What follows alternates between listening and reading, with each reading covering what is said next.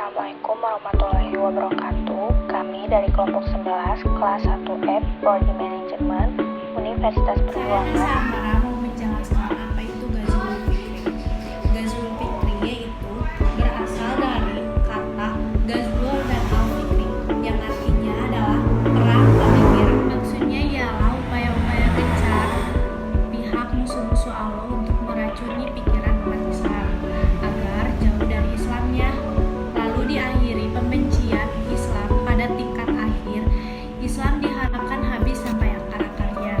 Secara istilah, Ghazwul Fikri adalah penyerangan dengan berbagai cara terhadap pemikiran umat Islam guna merubah apa yang ada di dalamnya sehingga tidak ada lagi yang bisa mengeluarkan darinya hal-hal yang benar karena telah tercampur aduk dengan hal-hal yang tidak Islam. Sakinah Saadatul Majdudah dari kelas manajemen F akan sedikit memaparkan tentang sejarah Ghazwul Fikri dan tujuannya. Sejarah Ghazwul Fikri sudah ada setua umur manusia. Makhluk yang pertama kali melakukannya ialah Iblis laknatullah ketika berkata kepada Nabi Adam alaihissalam, "Sesungguhnya Allah Subhanahu wa taala melarang kalian berdua untuk memakan buah ini, supaya kalian tidak menjadi malaikat dan tidak dapat hidup abadi." Tujuan Ghazwul Fikri diantaranya: 1. Menjauhkan umat Islam dari Al-Quran. 2. Memurtadkan umat Islam. 3. Dengan halus umat Islam dipaksa untuk mengikuti sebagian orang barat. 3. Menghambat kemajuan umat Islam agar tetap menjadi pengekor bangsa. Bidang yang diserang dalam sarana Ghazwul Fikri. Yang pertama, pendidikan. Bidang pendidikan merupakan target utama dalam Ghazwul Fikri. Di antaranya membuat dengan sedikitnya porsi pendidikan agama di sekolah-sekolah umum. Misalnya hanya 2 jam sepekan. Hal ini berdampak fatal pada fondasi yang dimiliki oleh para siswa. Dengan lemahnya basis agama mereka, maka terjadilah tawuran, seks bebas, pelajar yang meningkatkan AIDS, penyalahgunaan narkoba, validasi, dan sebagainya.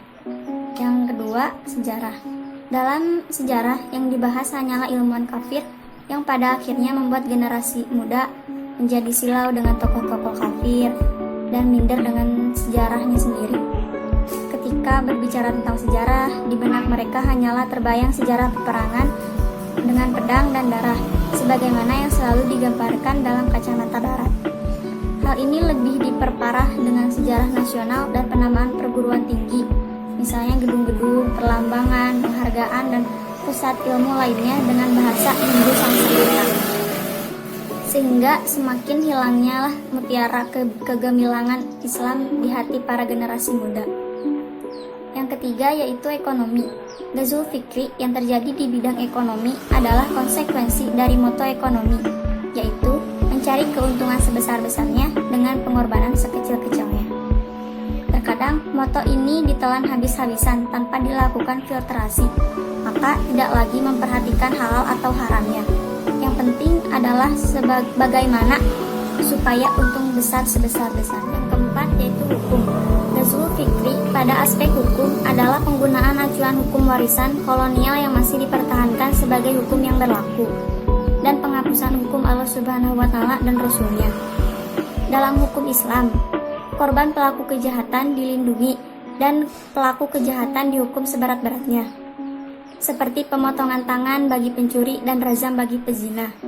Hal ini dilakukan agar mereka tidak mengulangi lagi kejahatannya. Sedangkan hukum barat malah sebaliknya, yaitu memihak pada pelaku kejahatan, sehingga dipenjara beberapa tahun pun si pelaku tidak akan jera. Yang kelima, media massa. Aspek kehadirannya. Terjadinya perubahan penjadwalan kegiatan sehari-hari dalam keluarga muslim, misalnya nonton TV. Dulu selepas maghrib anak-anak biasanya mengaji dan belajar agama. Sekarang selepas maghrib anak-anak menonton acara-acara TV yang kebanyakan merusak dan tidak bermanfaat. Aspek isinya. Berbicara mengenai isi yang ditampilkan oleh media massa yang merupakan produk Ghazwul Fikri. Di antaranya adalah mengenai penokohan-penokohan atau orang-orang yang diidolakan.